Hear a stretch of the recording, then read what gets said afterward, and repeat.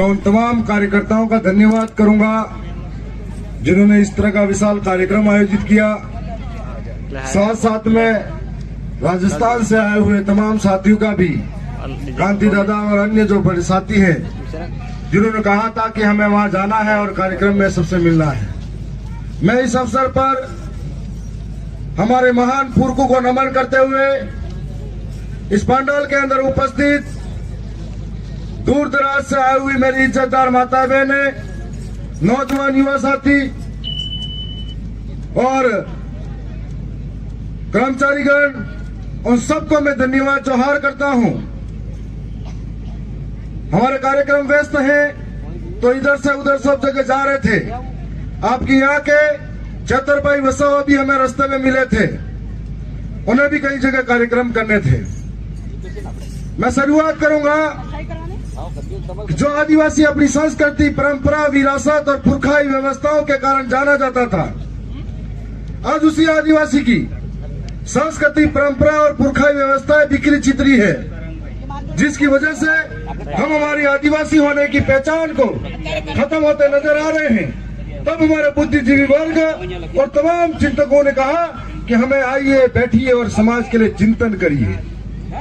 और आज हम लोग चिंतन की दिशा में बढ़े कि किस तरीके से हमारे पूर्व के बिरसा मुंडा, हमारे जननायक और रॉबिन हुड कहे जाने वाले टांटिया मामा और इस इलाके के कई जननायक हुए थे जिन्होंने अपनी वैश्विक शासनकाल के अंदर या अंग्रेजों के सामने अपने लोगों को बचाते हुए अपनी जमीन बचाई, अपना जंगल बचाया, अपना अधिकार बचाए, जिसकी बदौलत हम सुरक्षित रहे। परंतु उसके बाद में हम कहते हैं कि 5 जनवरी 2011 कैलाश बनाम महाराष्ट्र सुप्रीम कोर्ट का जजमेंट कहता है कि इस देश का 11% आदिवासी मूल मालिक है। और जिन पुरखों ने हमें अधिकार दिए, अधिकार के बाद में हम मालिक हुए, मालिक के बाद में आज ये स्थिति होगी मालिक से भिखारी बन गए। हर एक सरकारी दफ्तर में ठोकरें मारी जाती है। आज मेरे से राजस्थान की विधानसभा का सबसे कम उम्र का सदस्य हूं। जब मानगढ़ की पहाड़ी पर उस शहादत के बाद में हम भी एक बार गए थे, इस वैचारिक जन जागरण के बाद में, तो पहले सुना करते थे कि मानगढ़ के आसपास के जो गुजरात का आदिवासी है, महाराष्ट्र का आदिवासी है, राजस्थान का आदिवासी है और मध्य प्रदेश का आदिवासी है, ये सामाजिक रूप से, सांस्कृतिक रूप से और शैक्षणिक रूप से पुरखाई व्यवस्था के अंदर एक समान है। परंतु जब इन गांवों में घूमे तो वास्तव में लगा कि एक समान तो है, लेकिन आज बिखरे बिखरे हैं। आज सरकारें आ रही है, जा रही है। कई भाई ने कहा था अभी कि मध्य प्रदेश के अंदर एक व्यक्ति को नक्सलवादी घोषित करके मार दिया था जो गाय चराने जा रहा था। सरकार आई गई, आजादी के 75 साल भी आदिवासियों की स्थिति वैसी की वैसी रही और आदिवासी वही का वही रह गया।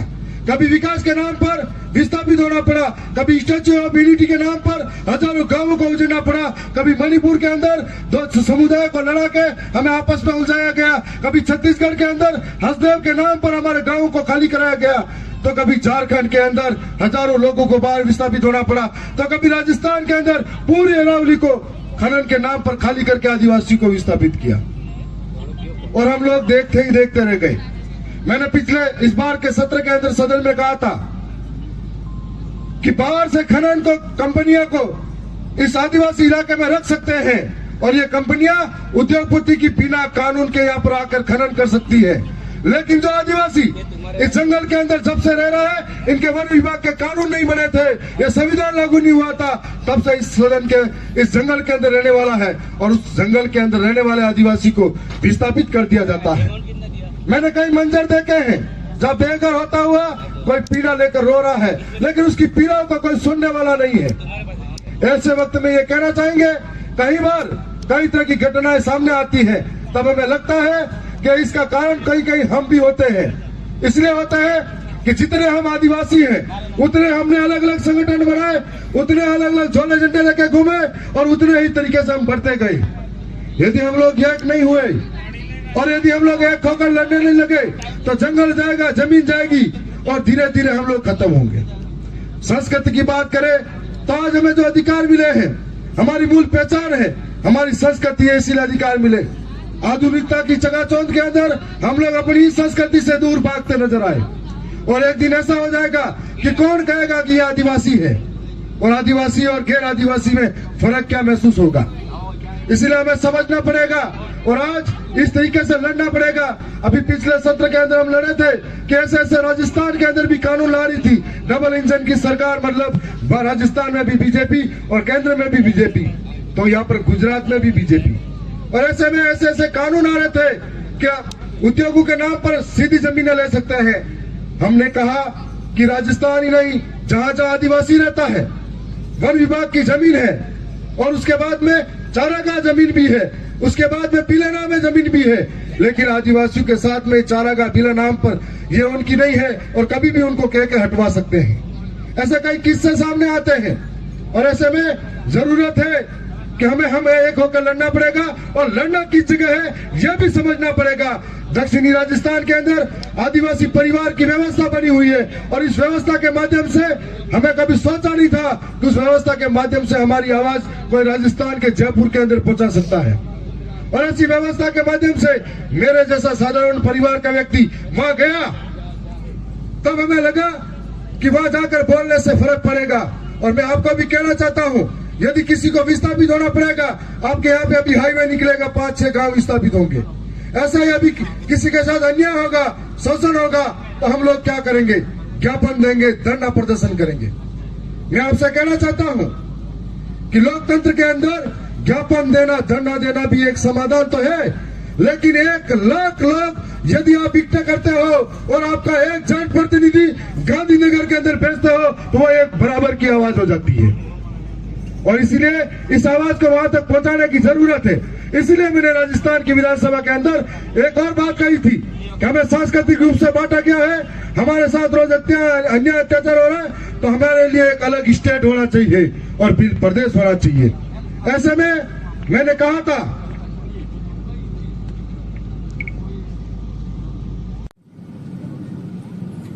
कि बिल प्रदेश क्यों जरूरी है। मैंने कहा कि बिल प्रदेश इसलिए जरूरी है कि संविधान की किताब में कैद पड़ा 5वीं अनुसूची जो धरातल पर लागू नहीं हुई है, इसलिए बिल प्रदेश जरूरी है। बिल प्रदेश इसलिए जरूरी है कि कोई हमारे सर पे आकर मुते नहीं, इसलिए जरूरी है। बिल प्रदेश इसलिए जरूरी है कोई किसी को घसीटे नहीं, इसलिए जरूरी है। बिल प्रदेश इसलिए जरूरी है कोई हमसे जंगल से बेदखल नहीं करे, इसलिए जरूरी है। बिल प्रदेश इसलिए जरूरी है कि हमारा मालिकाना हक छीना नहीं, इसलिए जरूरी है। बिल प्रदेश इसलिए जरूरी है कि कोई हमें बांट कर हमारे ऊपर अत्याचार करे, इसलिए जरूरी है कि बिल प्रदेश हमारी शिक्षा व्यवस्था के साथ में हम लोग आगे बढ़े, हमारे इलाके में दूसरे अधिकारी आकर हम पर जोर जमाए, ये चला नहीं, इसलिए बिल प्रदेश जरूरी है। और ये कोशिश हमने कराई। और आज मुझे लगता है कि कोई किसी भी विचारधारा से हो, लेकिन राजस्थान के जयपुर में, गांधीनगर के अंदर, भोपाल के अंदर और महाराष्ट्र के मुंबई के अंदर एक साथ आवाज आदिवासियों के लिए उठेगी, तो ये सपना बिल प्रदेश का दूर नहीं होगा। ये सपना तब दूर नहीं होगा जब बिरसा के विचार अपने अंदर पनपेंगे, जब टंटे मामा के विचार अपने अंदर पनपेंगे, कालीबाई कलासुआ के विचार अपने अंदर पनपेंगे, और हर घर घर बिरसा मुंडा निकलेगा, हर घर घर कालीबाई निकलेगी, तब ये विचार और ये बिल प्रदेश जरूर बनेगा। और हम मानते हैं कि आने वाले समय में इस तरह का ही माहौल होगा।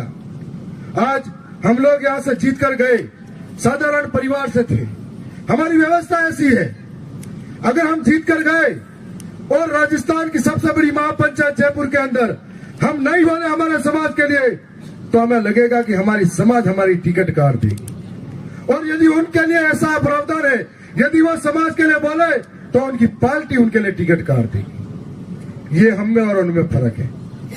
इसलिए हमें बोलना पड़ेगा, हमारी समाज को बचाना पड़ेगा।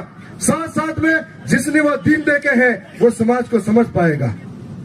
आने वाले समय में कई ऐसे अफसर आएंगे जो आपको समझाएंगे और आप इन बातों में आएंगे, तो हमें समझना पड़ेगा कि ऐसे ऐसे सरकारें कानून ला रही है कि जो हमारे लिए लड़ेगा नहीं, तो ऐसे ऐसे कानूनों से हम लोगों को बेदखल कब किया जाएगा मालूम नहीं पड़ेगा। अभी राजस्थान के अंदर एक कानून आया था कि उद्योगों के नाम पर हमें कहीं पे भी जमीन ले सकते हैं। तो उस कानून को लेकर हमारे सारे विधायक बोले और लड़े, वो कानून वहां पर वापिस बहस में गया। अगर हम नहीं बोलते तो वो कानून सीधा लागू होता और कई लोगों की जमीनें चली जाती उद्योगों के नाम पर। हमारे वहां पर एक कानून और ला रहे हैं, धर्मांतरण का कानून। उस कानून पे फिर से हम बोले तो उस कानून को पीछे बैक किया और फिर से एक समिति बनाकर इस पर चर्चा कराई जाएगी, पीछे लेके आए। हमारे वहां पर कानून लाए कि उद्योगपति के नाम पर सीधे सारी चीजें हो सकती हैं। तो ऐसे कई कानून गुजरात के अंदर भी, गांधीनगर में, इन महलों के अंदर इन गरीबों के लिए बन जाएंगे और हमें पता ही नहीं लगेगा। तो आखिर बोलेगा कौन, आखिर लड़ेगा कौन?